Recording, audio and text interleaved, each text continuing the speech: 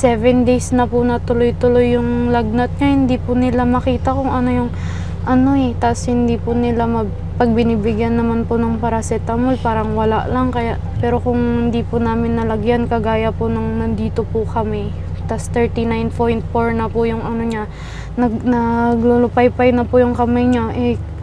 Paano pa po kung hindi po namin siya nalagyan ng oxygen noon? Ate Laika, bibigay ko to sa'yo, yung binigay ng mga sponsor, no? Kamay, 21, 22, 23, 24. Galing po yan sa ating mga sponsor, ha?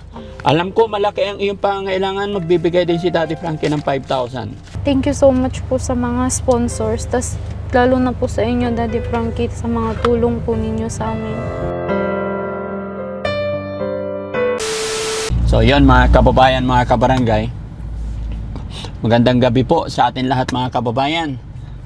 Kagabi po, nag-message sa atin si Ate Laika.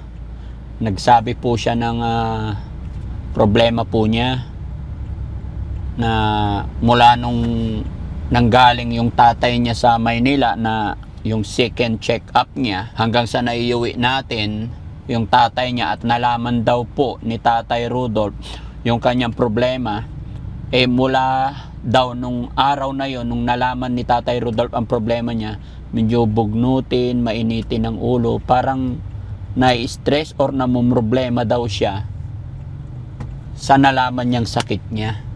At nalaman ko rin kay Ate Laika na nandito po siya sa Bulingit po, pagamutan, bahay pagamutan. Hindi pa rin sila nakakauwi mula noon hanggang ngayon. So magto 2 weeks na po sila rito. And then nagsabi rin siya na in-adjust po nila yung binyag ng anak niya, instead na 14 o 15, 15, na-adjust daw po ng sa pitsa 30 na. So yun, medyo emotionally na pag-usap, nangingi ng tulong. Kaya pupuntahan natin mga kababayan, kausapin natin personally dahil may nag-message po na nagbigay po ng tulong pinansyal. Dian Balin, ayan, nagpadala po siya ng 3,000. Kagabi lang po ito mga kababayan. Sakto-sakto na nagplano akong papasyalan sila.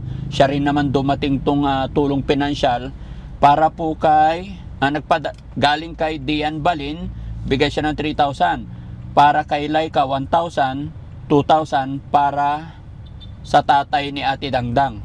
So after namin dito mga kababayan, saka diretso rin kami kay Tatay Rudolph para ibigay po ito. Kaya muli po, Ma'am Dian Balin, maraming salamat po sa tulong pinansyal pinaabot ninyo sa pamilyang ito. At kausapin natin para dagdagan na rin natin mga kababayan, kasi alam nyo naman, napakalaki pong problema ng pinagdadaanan ng pamilyang ito. Kaya sama-sama po tayo mga kababayan, hanggat kaya natin, tulungan natin sila, no?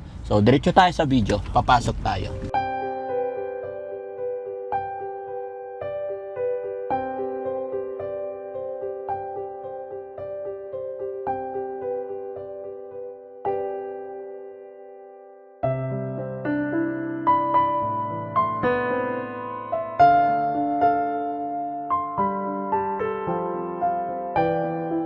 Ayan na siya mga kababayan, ayan na. Halika. Huwag kang mag-alala, hindi kami nangunguha ng bata. Pasok ka. Kasi hindi pwede sa labas mga kababayan, dito ka po. Ayan. Ay, sobrang init. Ulit. Kumusta ka? Okay lang po. Ilang araw na kayo sa ospital doon sa... Saan yun? 11 days po kami doon sa malapit po sa bahay. Tapos dito po, pang 3 araw. Pangatlong araw kayo dito. Na bahala lang ako nung sinabi mo na nai-stress yung tatay mo mula nung nalaman niya yung sakit niya. Opo.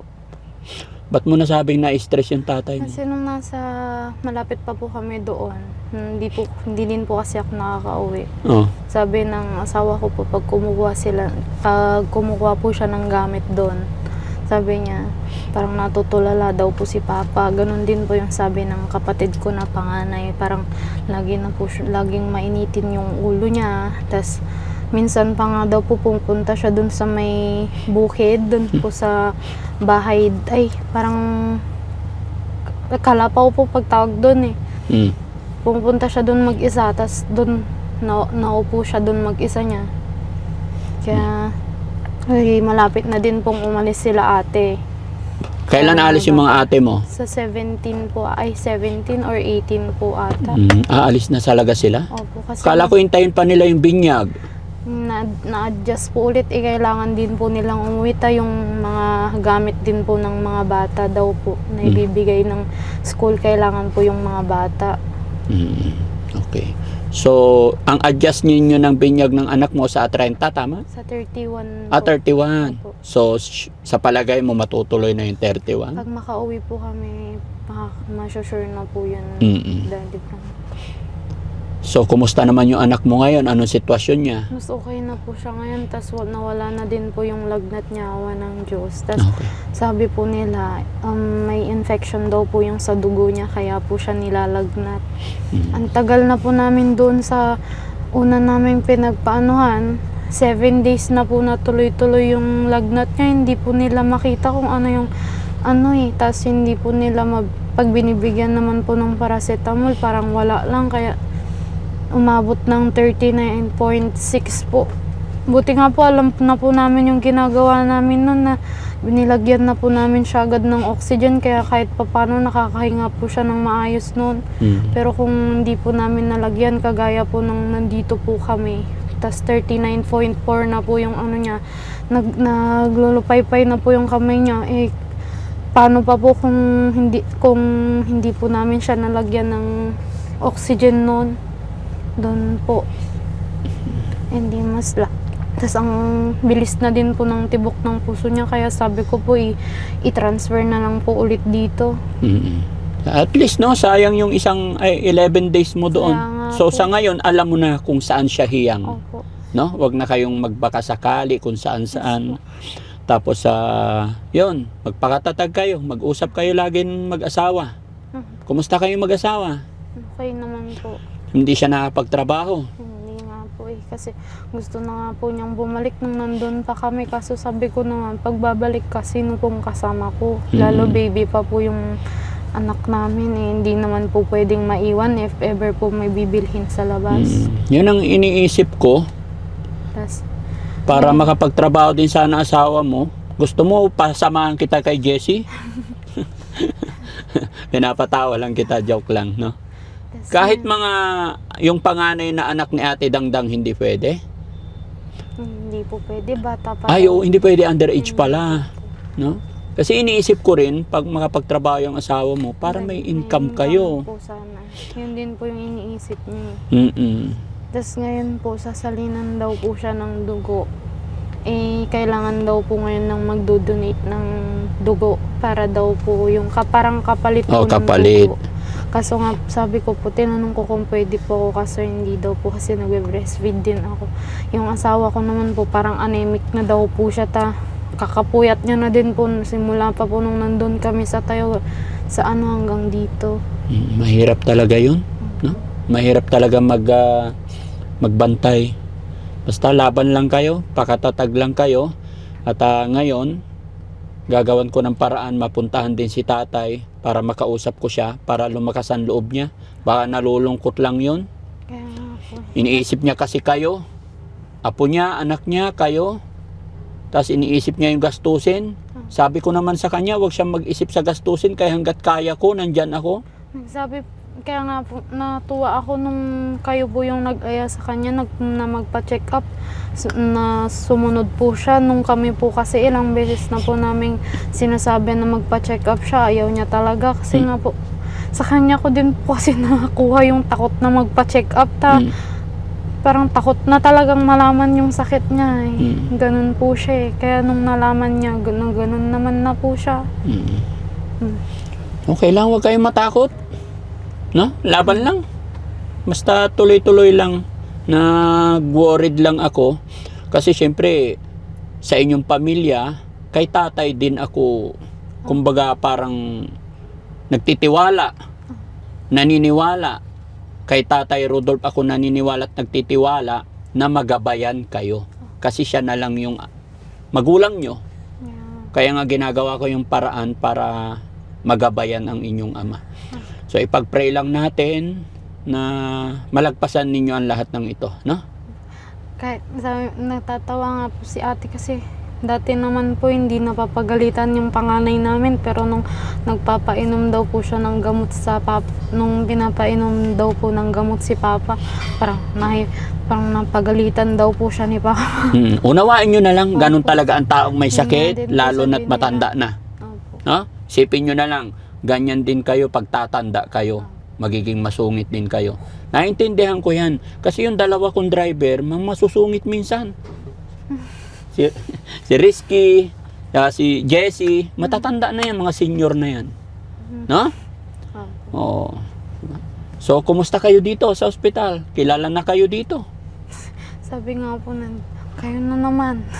Tapos, sabi nga po nila yung ang hirap na niya pong hanapan ng tutusukang ugat, kasi nga po parang na ilang beses na din po kasi siyang nakuha na tusukan doon sa una po namin pinuntahan. Ang hirap na daw po. Nakailan po sila nung unang tusok po, grabe po yung maga ng kamay niya nung pagtusok po, kala po namin okay na kasi tumutulo naman po. Pero nung madaling araw, pagka-check po namin, magang-maga na yung sa kamay hindi niya. na pumasok. Hindi na po pumasok. Tas Nilipat ulit. Opo, nilipat po. Pero ang mula umaga hanggang tanghali pa po nalagyan. Kasi nga po, 3 beses trinay, hindi pa din po nila nahanapan. Tapos trinay po ulit kasi nga po nilalagnat. Kailangan niya pong yung paracetamol na ito. Kaya pag natusukan, huwag tatanggalin hanggat hindi nagklaro. Kasi once na nahanap at tinanggal, mahirap na hanapin ulit yon, no? Sabagay, alam ng mga doktor yan. Kumbaga, may mga idea lang ako, kaya na sinabi ko, kumbaga, dinaanan na rin namin yan. No? May mga idea na. Okay? Kuya Rizky, Tay, Lo, pairam yung listahan, tulungan natin itong mga to. Na? Gaya na aking sinabi, mga kababayan, ako'y magpapasalamat sa lahat ng ating mga kababayan, mga kabarangay, na walang sawang sumusuporta sa Team Daddy Frankie. Anything happen, alam ko nandyan ang suportan ninyo, kaya hindi ako magsasawang magpasalamat, lalong-lalo na po sa ating mga kababayan, sa ating mga sponsor, no? Kaya sa araw na ito, Ate Laika, nakaraan, ito, si Nelly Rabina Casis, nagbigay po siya ng 2,000, no? Para kay Charmaine at Laika. Yun ang sabi niya. And then, kay Jenny Aguilos Pale, Basil Jen, nagbigay sila ng 9,000 para kay Ate Dangdang at baby ni Ate Laika. So, yung nakaraan na punta ko, nagbigay din ako doon. Napanood mo naman siguro, para kay Dangdang at saka kay Tatay Rudolph. So tingin ko may mga panggastos pa naman sila. Pero pupunta pa rin ako doon after nito.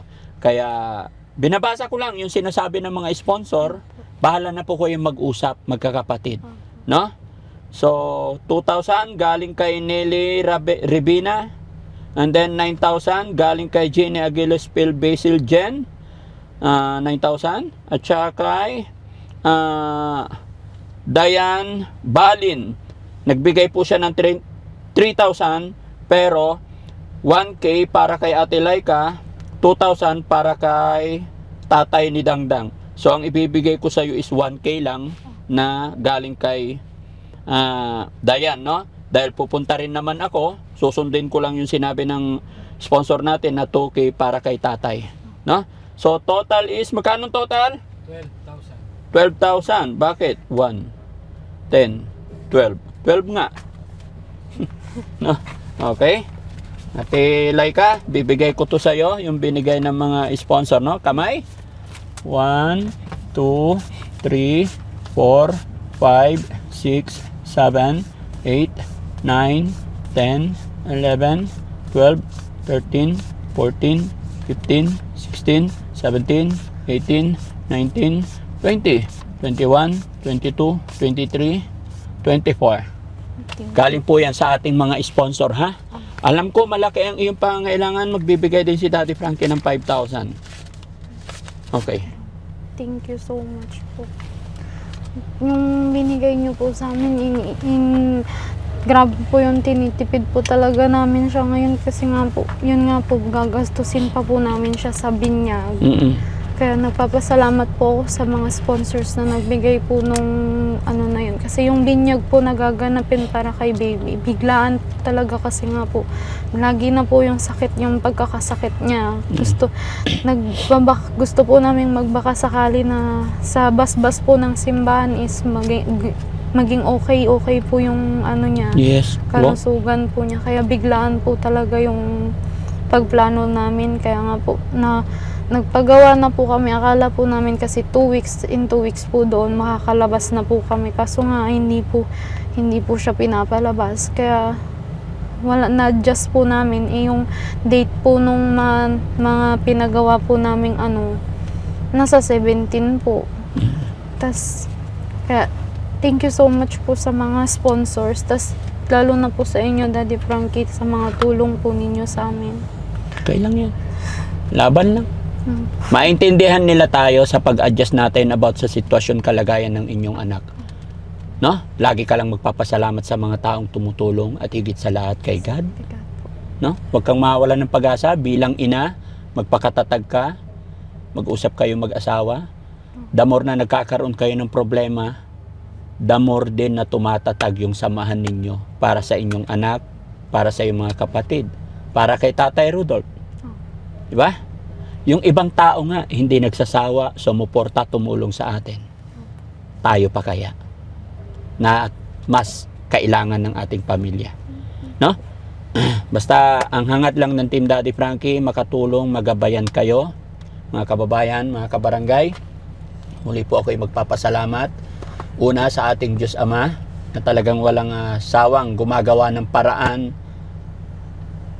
Walang sawa ang ating Panginoon na gumawa ng mga tao, mga instrumento para matulungan ang pamilya ni Ate Laika. Kaya maraming salamat po, lalong-lalo na sa sponsors natin today, kay Nelly Revina, kay Jenny Aguilos, Fail Basil Jen, at saka kay Diane Balin. Nawa po ay bless pa kayo ni Lord, na sana po hindi kayo magsawa tumulong. No? Ate Laika, anong masasabi mo sa mga sponsor natin? Pasalamatan natin sila. Maraming salamat po sa mga patuloy pong nagsusuporta at sumusuporta kay Ate Dangdang, sa baby ko po. Sa mga binibigay niyo pong blessings, si God na lang po ang bahalang magbalik po sa inyo noon. Tas Daddy Frankie, maraming salamat po kasi alam ko po na na madami din po kayong problema ngayon, lalo na po yung mga fast na video niyo po, napapanood ko din po. Hindi niyo pa din po kami nakakalimutan na puntahan. Tas bigyan po ng tulong kagaya po ng ginagawa niyo dati. Thank you so much po. Gaya na sinabi ko, hindi ako titigil hanggat hindi maging maayos yan.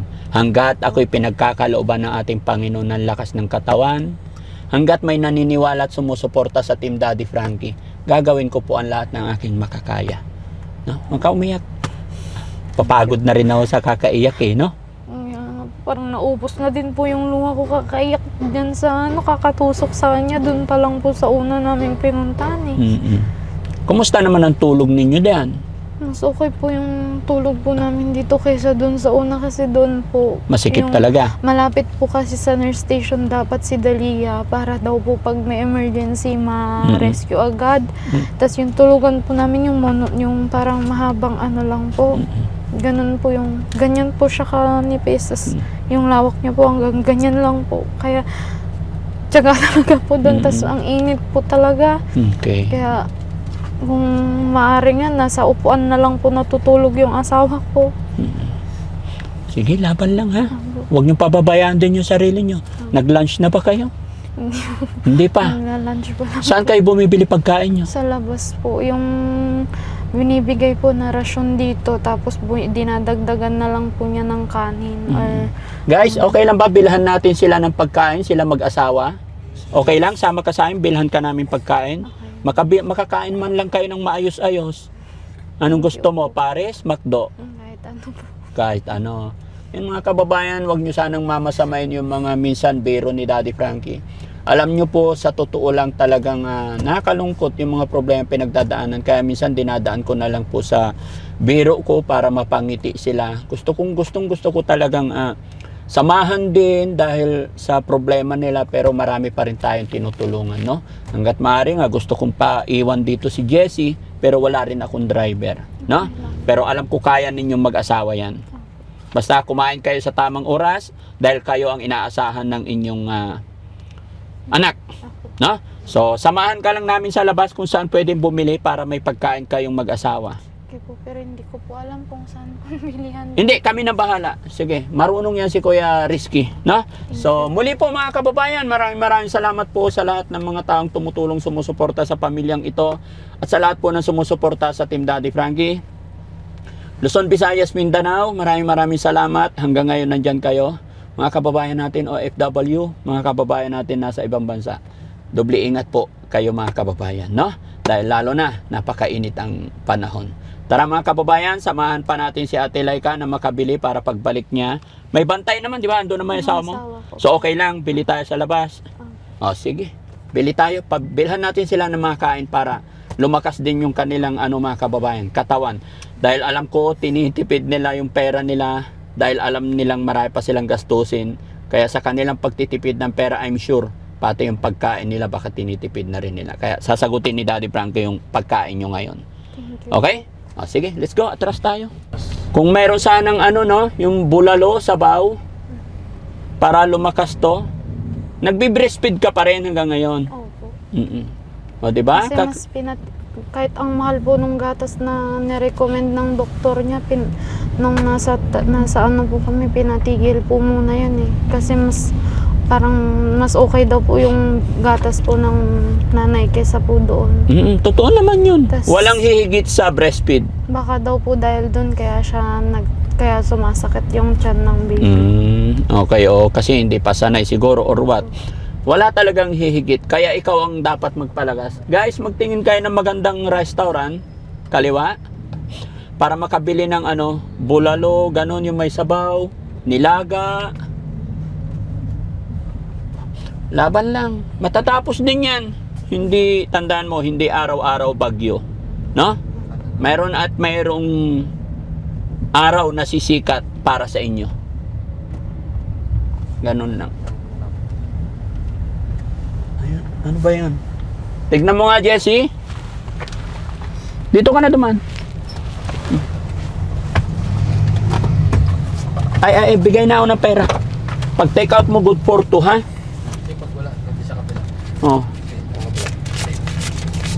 Oh, 5,000. Kahit maubos yan, walang problema. Bili mo. Isang nilagang baka at saka pakbit with prito. Sawang-sawa na sila sa gulay. Binilihan mo pang gulay. Araw-araw sila dyan, puro gulay. Malakasan yan eh. Oo, sige, okay lang. Ano madalas inuulam nyo dito? Yung minsan po yung atay-atay po. Atay. Yung pritong atay. Sa mga rolling store. Hindi ka bumibili dyan sa mga kantin? Bakit? Nagtitipid po. Nagtitipid.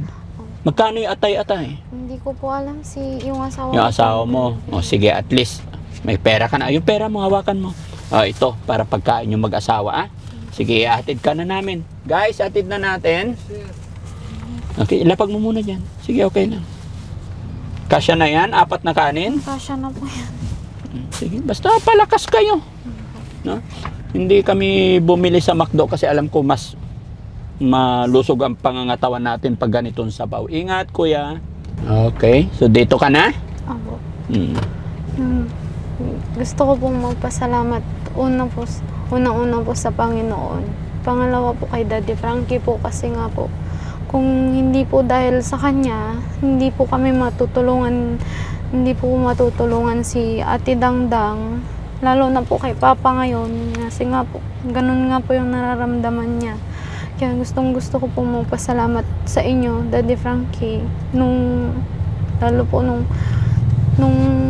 na-hospital po ulit yung baby ko.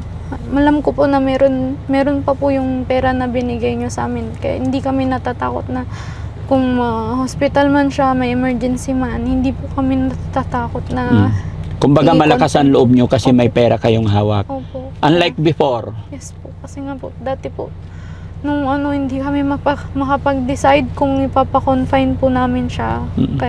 Kaya ngayon, mas malakas po yung loob namin. Tapos, mas okay po na gusto ko pong mag-thank you sa mga sumusuporta sa followers po ni Daddy Frankie. Una-una po sa mga sponsors, sa mga nanonood po ng videos nila.